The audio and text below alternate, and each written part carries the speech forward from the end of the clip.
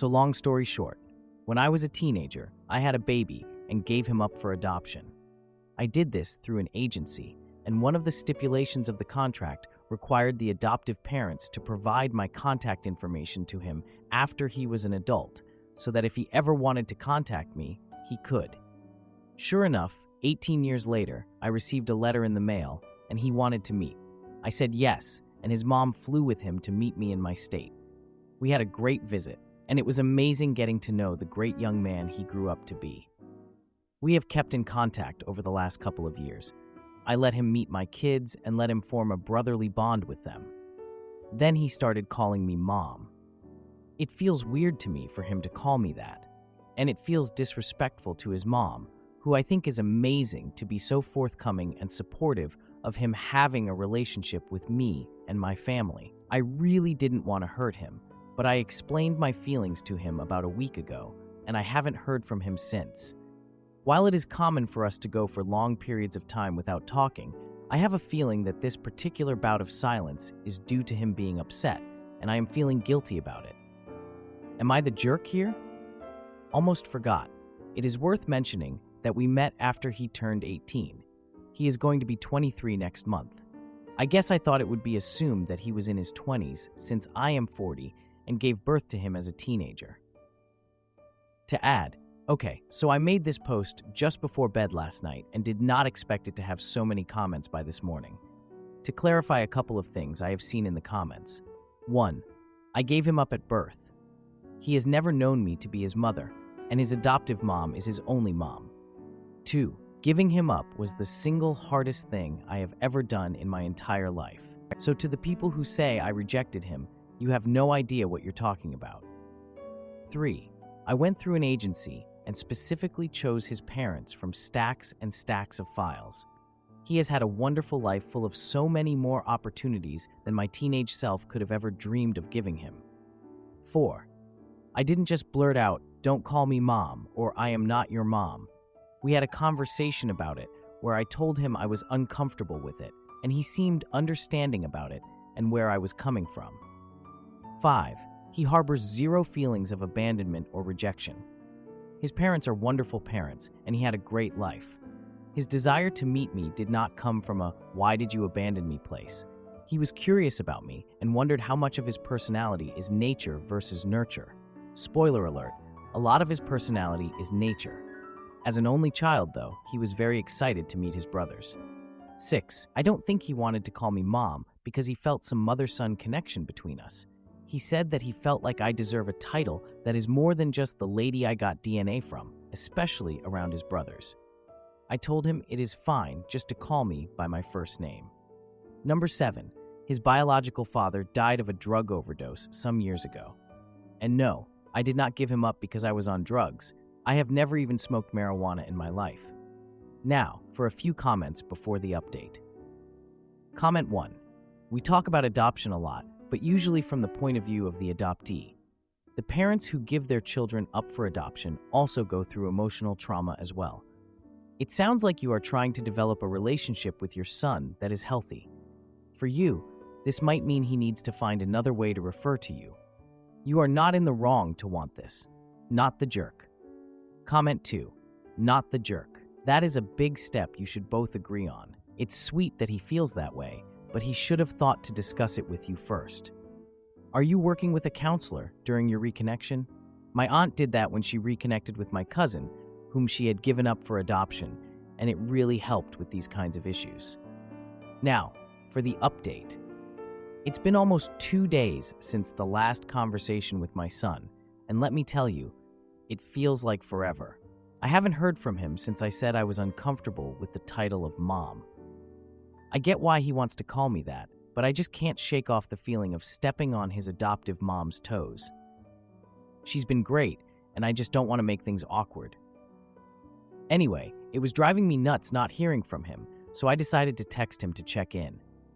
I included a photo of his younger siblings playing in the yard. You know, just innocent fun. I hoped this would remind him of the bond we were building and how he was becoming a part of our family, just in a different way. But honestly, it was like I was talking to a ghost. No response came that day, which only added to my worry. I kept replaying our last conversation in my head, thinking about what I said and what he might be feeling. The next day around noon, I got a call from my adoptive mom. She mentioned she had heard from the adoptive parents about my son feeling confused. This caught me off guard. I knew things were a bit rocky between us, but confused? My adoptive mom suggested that I might want to reach out to them for clarity. I hesitated because I really didn't want to get in the middle of anything. I felt like I had already done enough damage with our last convo. But eventually, I decided to call the adoptive parents because I just wanted to clear things up. During our conversation, they expressed their concern about his feelings. They shared that he had been quieter than usual since our last meeting, and that totally made sense. I mentioned the title issue and how it made me uncomfortable, and they were really understanding about it. They explained that he was looking for a connection, and that hit me. I know he wants to connect with me, but he has other siblings, and I don't want him to feel like he needs to pick a family. We agreed to meet for coffee at a local cafe to discuss things further, and I was both anxious and relieved. The cafe was a cozy spot downtown, filled with chatter and warm smells. It felt like the kind of place where people went to share their lives, and I just hoped that the adoptive parents and I could do the same. When we met, the adoptive parents shared more about my son's feelings.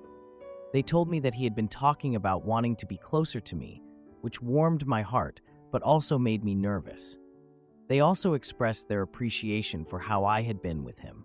It was nice to hear that I hadn't totally messed things up. They mentioned that he had been struggling with his identity lately, and I completely understood that. I asked them if they thought he understood the complexity of our situation, and they nodded, but said he sometimes felt torn between families. I can't even imagine what that feels like for him. The whole thing is just so complicated, and I hate that he's feeling torn about it. Later that evening, I got a text from my son. He apologized for not reaching out sooner and wanted to explain. He mentioned he was feeling overwhelmed by everything, and yeah, I totally get it. He suggested we meet again soon for an open discussion, which I agreed to. I also proposed a day that worked for both of us, and we decided to meet at our local library, a neutral space. The day of our meeting arrived, and I felt a mix of anticipation and nerves.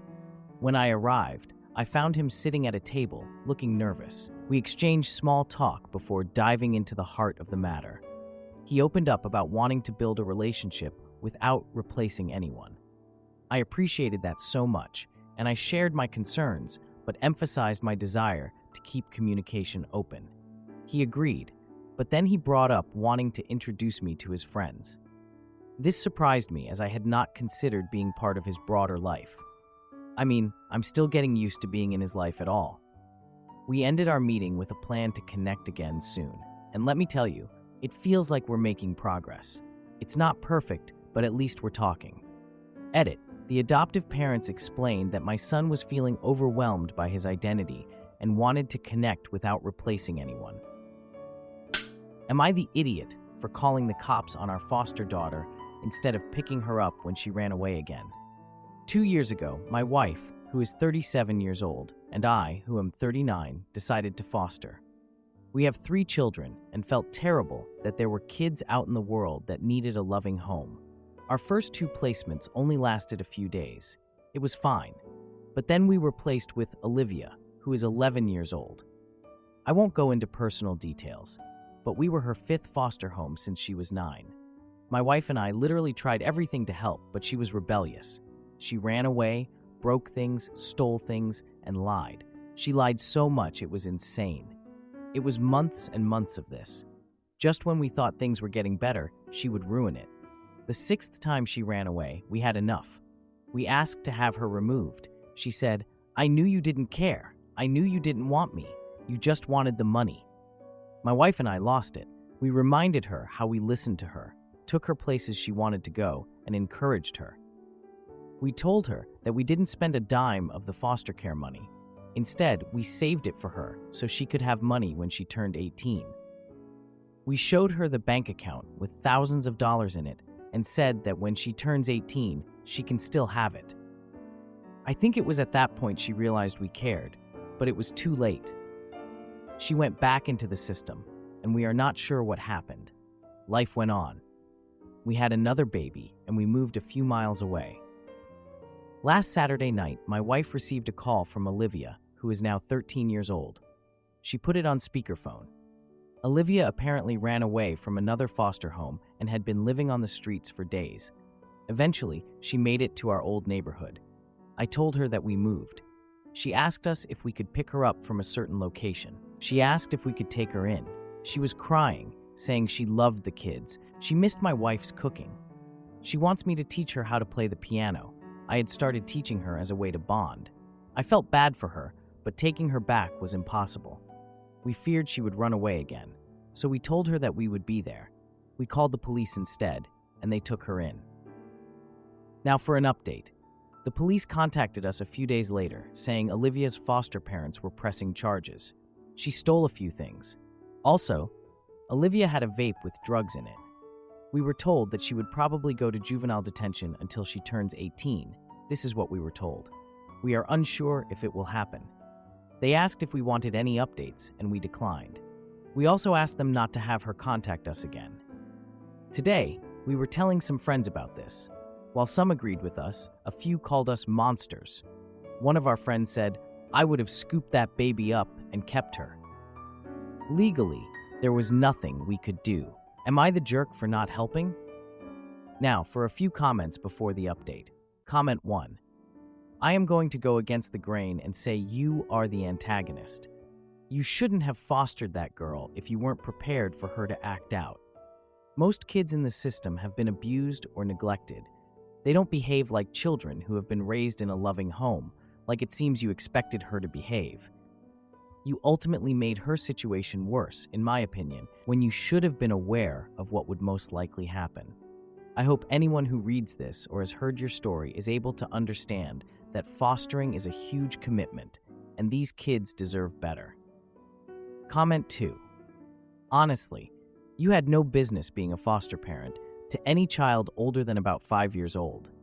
I'd say this described at least 80% of my cases when I worked in child welfare. We told foster parents in training horrific stories because we wanted them to drop out if they couldn't handle working with traumatized children. So, do I understand why you kicked her out and why you wouldn't pick her up? Sure, but you should have never become a foster parent if you weren't ready to deal with trauma. Now, for the update. Just under a week after my last update, I get this letter from Olivia's juvenile center. I didn't even know they did that kind of thing. The letter was basically saying she was released after a short stay. It said she was placed in a new foster home and was back in school. I mean, okay, that's good, I guess. I wasn't sure what else to feel. A few days later, I got a call from Olivia's caseworker. She asked if we would like to meet Olivia. Apparently, Olivia wanted to see us and thought it was important for her recovery and all that. My wife was kind of hesitant about the whole thing, but in the end, she agreed. So then we arranged to meet at this local diner where we used to take Olivia for ice cream. We thought it would be a nice place to meet, kind of nostalgic. On the day of the meeting, I arrived early to gather my thoughts. I was a little nervous, not gonna lie. I had no idea what to expect. So Olivia walks in, and man, she looked older and just more guarded than before. We exchanged these awkward hellos, and the atmosphere was just heavy. It was super tense. She started talking about her new foster home and her school, but her tone was just so distant. I don't know, it felt like she was talking about someone else's life, not her own. I shared some updates about our family, including the new baby. She seemed to perk up a bit when I mentioned the baby and asked to see some pictures, so I pulled out my phone and showed her some photos. But then after looking at the photos, her expression just shifted. She suddenly got angry and accused me of replacing her and not caring about her anymore. I tried to explain that we were still a family, but she just shouted that it wasn't the same. I mean, I get it, but what else can we do? The diner was busy, and a few people glanced over at our table. It was kind of embarrassing, to be honest. Olivia stood up abruptly, knocking over her drink, and just stormed out of the diner. I chased after her, but she was already gone. I was just left there feeling frustrated. A few days later, I got another call from Olivia's caseworker. She informed me that Olivia had run away from her new foster home as well. Apparently, she had been seen near a local mall. Later that week, my wife and I attended a family gathering for my sister's birthday. During the party, my brother Jake mentioned he had seen Olivia at the mall. He casually said she looked rough and was hanging out with some older kids. That news just alarmed me. I felt like I needed to do something, so I decided to contact the police to express my concern about Olivia. They informed me they were aware and had been monitoring her. A few days passed, and I got news that Olivia was in trouble again. She got caught shoplifting and was back in a juvenile facility. A few days later, I received a message from Olivia through the caseworker. The caseworker suggested family therapy sessions to try and mend things. I agreed to the sessions because I wanted to provide Olivia with some support. We scheduled the first session at the juvenile facility for next week. Right now, I'm just feeling a bit lost and honestly kind of overwhelmed. Like, I want to help Olivia, but no matter what we do, it feels like it's never enough. I'm really not sure how these therapy sessions will go or if they'll even help at all. I guess I'll just have to wait and see. If anything significant happens, maybe I'll update. But for now, it just feels like we're kind of stuck in this never-ending loop. Edit. Olivia has not run away again since the shoplifting incident. We had our first family therapy session the other day, and the therapist is optimistic about the progress we could make together. Olivia has expressed a desire to return to our family, which gives us some hope. Am I the idiot for exposing my sister's hypocrisy at a family barbecue and refusing to apologize? The other day, my sister, who is 36 years old, was complaining to me that her family is chaotic and she doesn't understand why everyone can't get along and why they never have a truly good moment while everyone is together. I listened to her for around 20 minutes and she told me I was being quiet. My response was that she clearly needed to vent and I didn't want to interject. That was mostly true, but I also think my sister is a little insane for thinking she'd get to have a nice, neat little family given the craziness in her family. For context, my sister had her first child at 18, my nephew Shane, who is now 18 years old. She dated Shane's dad for a while and found out when Shane was 1 that her boyfriend had another girl pregnant, and so they broke up. My sister and the other mother both got arrested for fighting. She swore she would never let that woman or her child near Shane. She got married at 21 and had 2 more kids, Katie, who is 15 years old, and Rye, who is 13 years old. She filed for divorce right after Rye was born, and her ex-husband is nowhere in sight since. A year later, she met another man who had a baby with someone else. My niece Lily, who is 12 years old, is not my sister's biological child, but she raises her as her own, though unofficially since she's not adopted. Katie got married again, had Milo, who is 9 years old, with that husband, and got pregnant with Sage, who is 7 years old, while married, but her ex-husband is not the father. Her youngest biological child so far is Niall, who is 5 years old, and his father is not in the picture either. My sister is married again. Her husband has 2 kids from his first marriage and 2 kids from his second marriage. He also has a child in his life who is not his biological child. He doesn't get along with his biological kids, but he treats this child like his own. The household has many complicated relationships and divided loyalties. There are complications with some of the other parents and other children involved. It's too long and complicated to get involved in. But even among my sister's children, they are not all cohesive close siblings, and some resentments exist for one reason or another. Anyway, Lily was venting to me. She said nobody she knows has a family so incapable of getting together as hers. She asked me why I thought that was, and I said very blended families are more complex. She told me there are people with bigger blended families than hers. I told her bigger doesn't always mean having as many others involved as hers. Then she said again, they're all a family though, and they act like they don't want to be. That's when I said, probably because it's more of a circus than a family. My sister told me that was really unkind and untrue, that they are a family, even if others can't see it. She told me she expects an apology from me before we can speak again. Am I the jerk? Now for a few comments before the update. Comment 1. Not the a-hole. She pressed you to explain yourself, and you told her what you were thinking. In these sorts of conversations, you can't expect people to choose their words carefully. They just say what comes to mind. If she didn't want to know, she shouldn't have asked. Comment 2. More step-parents should listen to their siblings and relatives watching from the sidelines. They always have good advice in these stories, but somehow the step-parent never listens and takes offense at any logical suggestions, not the a-hole. Now, for the update. A couple of weeks went by after the last convo with my sister. I thought maybe things would cool down and we could talk it out. Nope, that didn't happen. Instead, I got an invite to my nephew Shane's birthday party at a local bowling alley. My sister texted me asking if I could bring a cake since she was busy with her son Niall's school event. I thought, okay, maybe this is a chance to fix things. So I agreed. I don't know why I thought that. I just went along with it. The day of the party came, and I baked a chocolate cake with sprinkles. It looked awesome, if I do say so myself. I walked into the bowling alley, and the first person I saw was my sister. She was already there, chatting with Katie's husband. Shane ran over all excited to see me and the cake, which was adorable. But then, the vibe just felt so awkward. My sister looked at the cake and made this snide comment about how the frosting didn't match the party's theme. I just shrugged it off because I didn't want to ruin Shane's birthday.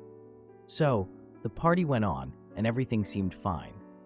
That is until Katie's kids started fighting over the bowling lane. It was chaos. My sister was yelling at her kids to cut it out, but they just kept going. I tried to help separate the kids and calm them down, which I shouldn't have had to do in the first place. But while everyone was distracted, my sister took a moment to criticize my parenting, saying I should know better. Like, seriously? Once the party was winding down, my sister announced they would be having a family barbecue next weekend. I was surprised by the invite, considering how things have been between us. I don't know why she would want to have a barbecue after what happened. Later on, I overheard Katie talking to her husband, saying she wanted to exclude me from future family events. I was shocked. I decided then and there to confront Katie about what I heard. I pulled her aside and asked her about it. She just brushed me off, saying that the family dynamic would be better without me. I didn't even know what to say to that. I just walked away. Later, I texted my sister about the barbecue, asking if it was still happening. She replied with a vague answer, avoiding any commitment. I wasn't surprised, to be honest. I decided to screenshot some evidence of Katie and my sister's negative comments. I figured I might need it later. A week later, I decided to go to the barbecue. I wanted to address the ongoing issues, and if I didn't go, I felt like I'd be missing an opportunity. When I got there, the vibe was just awkward. Nobody wanted to make eye contact with me. My sister started talking about family unity, which felt super hypocritical, considering what she said in the group chat. I couldn't just sit there and take it anymore. I pulled out my phone and shared the screenshots with everyone. The group was dead silent, shocked.